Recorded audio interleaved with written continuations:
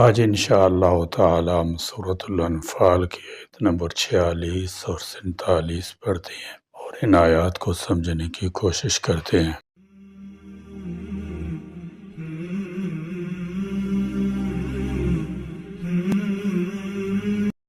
اعوذ باللہ من الشیطان الرجیم، بسم اللہ الرحمن الرحیم، وَأَطِيعُوا اللَّهَ وَرَسُولَهُ وَلَا تَنَازَعُوا فَتَفْشَلُوا وَتَذْهَبَ رِيحُكُمْ وَاصْبِرُوا إِنَّ اللَّهَ مَعَ الصَّابِرِينَ وَلَا تَكُونُوا كَالَّذِينَ خَرَجُوا مِن دِيَارِهِمْ بَطَرًا وَرِئَاءَ النَّاسِ وَيَصُدُّونَ عَن سَبِيلِ اللَّهِ وَاللَّهُ بِمَا يَعْمَلُونَ مُحِيطٌ۔ وَأَطِيعُوا، اور تم اطاعت کرو، اللہ کی، وَرَسُولَهُ، اور اس کے رسول کی۔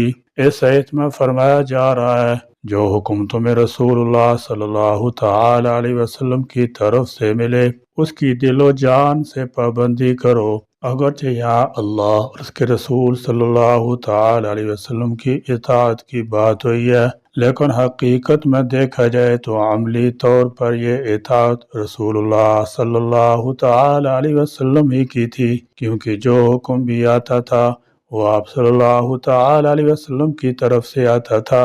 قرآن بھی حضور اکرم صلی اللہ تعالی علیہ وسلم کی زبان مبارک سے ادا ہوتا تھا۔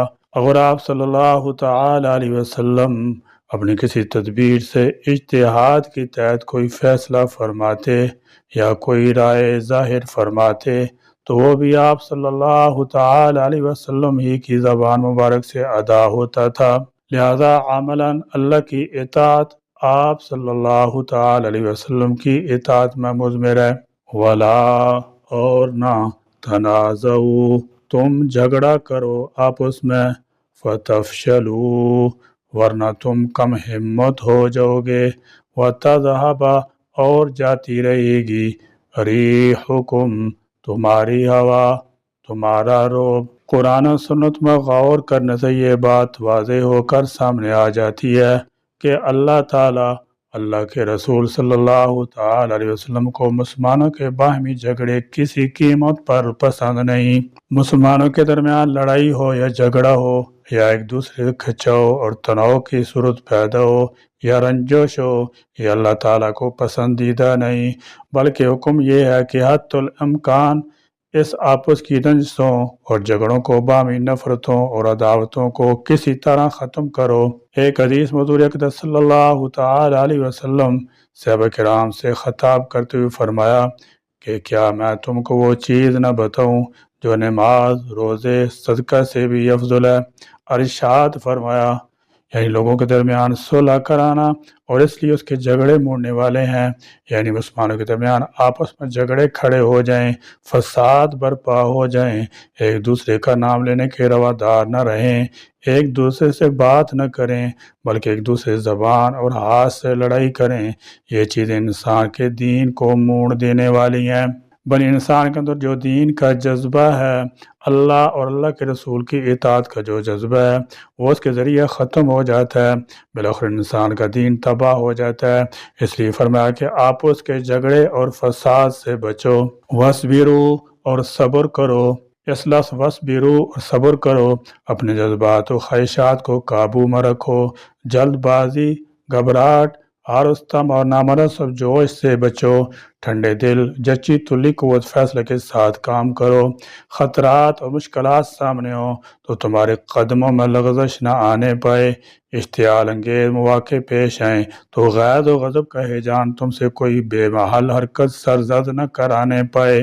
مصائب کا حملہ ہو اور حالات بگڑتے نظر آ رہے ہوں تو اضطراب میں تمہارے حواس پر آگندہ نہ ہو جائیں، حصول مقصد کے شوق سے بے قرار ہو کر یا کسی نیم پختہ تدبیر کو سرسری نظر میں کارگر دیکھ کر تمہارے ارادے شتاب کاری سے مغلوب نہ ہوں، دھوکے میں مغلوب نہ ہوں، اور وہ کبھی دنیوی فوائد، منافع، لذات، نفس کی ترغیبات تمہیں اپنی طرف لبھا رہی ہوں، تو اس کے مقابلے میں بھی تمہارا نفس اس درجہ کمزور نہ ہو کہ بے اختیار ان کی طرف کھینچتا چلا جائے۔ یہ تمام مفہومات صرف ایک لفظ صبر میں پوشیدہ ہیں، اور اللہ تعالیٰ جل شانہ فرماتے ہیں کہ جو لوگ ان تمام حیثیات سے صابر ہوں، میری تائید انہی کو حاصل ہے۔ ان بے شک اللہ مع الصابرین، صبر کرنے والوں کے ساتھ ہے۔ اس سے سبق یہ حاصل ہوتا ہے کہ بدامنی اور فساد خاندانوں، معاشروں اور ممالک کو تباہی بربادی کی طرف دھکیل دیتے ہیں۔ فساد کی صورت معاشرتی، معاشی اور سیاسی امن و امان درم برم ہو جاتا ہے۔ بد امنی کی فضا میں علوم و فنون کی ترقی رک جاتی ہے، اور صنعتی ترقی کے لیے فضا سازگار نہیں رہتی، بلند تر اقدار پنپ نہیں سکتے، معاشرے کا ہر فرد مستقل طور پر خوف و ہراس کا شکار ہو جاتا ہے۔ اگر افراد زیادہ دیر تک خوف و ہراس کی کیفیت مبتلا رہیں تو ان کی صلاحیتیں تباہ برباد ہو جاتی ہیں، افراد نفسیاتی مریض بن جاتے ہیں۔ علوم و فنون کی ترقی مطلوب ہو یا صنعتی ترقی کا پروگرام ہو، صرف پرامن فضا میں ہی ممکن ہو سکتا ہے۔ فساد اور بدامنی کی فضا میں تو کوئی شخص رہنا بھی گوارا نہیں کرتا، حتیٰ کہ لوگ فساد زدہ علاقوں سے نقل مکانی کر جاتے ہیں۔ آپ صلی اللہ تعالی علیہ وسلم نے فرمایا کہ فتنوں سے بچو، کیونکہ ایسی صورت میں زبان تلوار سے بھی بدتر کردار ادا کرتی ہے۔ جب مسلمانوں کے اندر فتنہ و فساد پیدا ہو جائے اور اس بات کی وضاحت نہ ہو رہی ہو کہ سچا کون ہے اور جھوٹا کون ہے، تو ان سب سے کنارہ کشی اختیار کر لو۔ آپ صلی اللہ تعالی علیہ وسلم نے فرمایا کہ فتنے کے زمانے میں جو شخص بیٹھا ہے وہ کھڑے ہوئے شخص سے بہتر ہے، اور کھڑا ہوا شخص اس شخص سے بہتر ہے جو چل رہا ہے، اور جو چل رہا ہے وہ بہتر ہے اس سے جو دوڑ رہا ہو۔ ان فتنوں میں اپنی کمانیں توڑ ڈالو، کمانوں کے چلے کاٹ ڈالو، اور اپنی تلواریں پتھر پر مار کر کند کر دو، اور کوئی فتنہ باز کسی گھر میں گھس آئے کہ اسے قتل کرے تو وہ ایسا ہی کرے جیسا آدم کے بیٹوں میں سے اس نے کیا تھا جو بہتر تھا۔ یعنی لڑائی جھگڑے کے معاملات سے حتی الامکان بچنا چاہیے۔ اگر حق و باطل کا پتہ نہ چل رہا ہو تو دوسروں سے جھگڑا کرنے سے بہتر ہے کہ خاموش رہے، حتیٰ کہ اپنی جان قربان کرنی پڑ جائے تو کر لے۔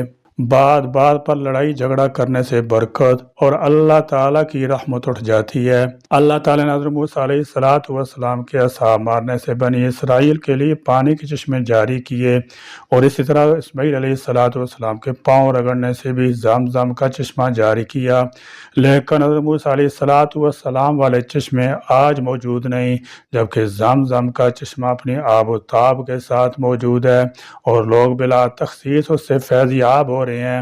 یہ اسی لیے ہے کہ بنی اسرائیل نے اپنے چشموں کے معاملے میں لڑائی جھگڑے اور فساد کا معاملہ کیا تھا، چشموں کو اپنے لیے مخصوص کر لیا تھا، جبکہ زمزم کے پانی کے حصول کے لیے کوئی تخصیص نہیں۔ جو بھی مکہ مدینہ جائے خوب پیے اور اپنے ساتھ لے بھی آئے۔ زمزم کا پانی فروخت نہیں ہوتا اور ہر ایک کے لیے میسر ہے، اس لیے اس میں برکت ہے اور اللہ کی رحمت ہے۔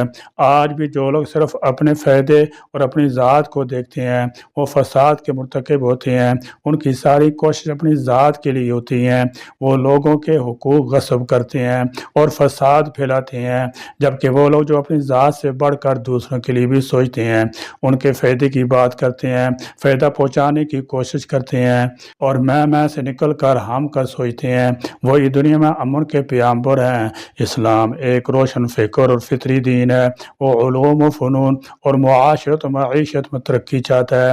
اسلام یہ بات گوارا نہیں کرتا کہ انسانی زندگی اور اعلیٰ اقدار کے فروغ میں کسی بھی طرح جمود اور تعطل پیدا ہو، اس لیے اس زمانے میں فتنے فساد کے استحصال اور خاتمے کے لیے مؤثر و مثبت لائحہ عمل دیا گیا ہے۔ اس لیے قرآن نے فتنے فساد کے استحصال اور خاتمے کے لیے مؤثر اور مثبت لائحہ عمل دیا ہے۔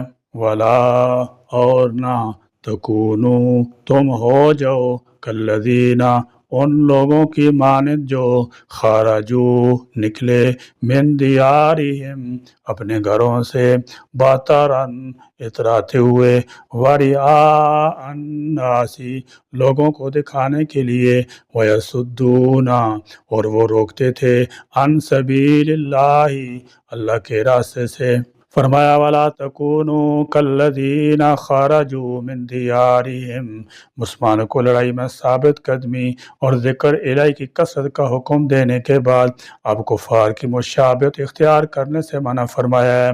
ان سے مراد ہیں ابو جہل اور اس کے ساتھی جو 3 مقصد لے کر نکلے تھے باتارن اپنی اکڑ اور بڑائی ثابت کرنے کے لیے ورئاء الناس لوگوں کو اپنی شان و شوکت اور شجاعت دکھانے کے لیے اور وَيَصُدُّونَ عَن سَبِيلِ اللَّهِ اور اپنی ساری کوششیں اور توانائیاں مخلوق خدا کو اللہ کے راستے سے روکنے کے لیے صرف کر رہے تھے مگر ان کی کوئی تدبیر اللہ کے قابو سے باہر جانے والی تو نہیں تھی جبکہ مومن صرف اور صرف اللہ کا دین غالب کرنے اور اس کی رضا حاصل کرنے کے لیے نکلتا ہے۔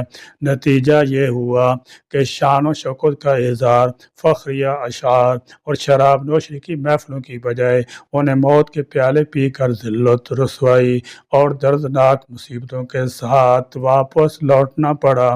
یہ لوگ گویا اپنے رب کے ساتھ مقابلے کے لیے نکلے تھے اور اس قادر و قہار کے احاطے سے تو ان کا کوئی چھوٹا بڑا عمل باہر نہ تھا، اس کے آگے ان کی کیا پیش جا سکتی تھی۔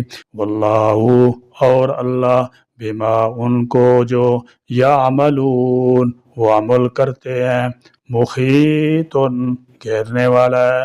یہ قریش کی لشکر کی طرف اشارہ ہے۔ جب یہ لشکر مکہ سے روانہ ہوا تو اس کی شان و شوکت واقعی مرعوب کن تھی، اس کے ساتھ عیش و طرب کا سامان بھی تھا۔ ابو جہل لشکر لے کر بڑی دھوم دھام اور باجے گاجے کے ساتھ نکلا تھا تاکہ مسلمان مرعوب ہو جائیں اور دوسرے قبائل عرب پر مشرکین کی دھاک بیٹھ جائے۔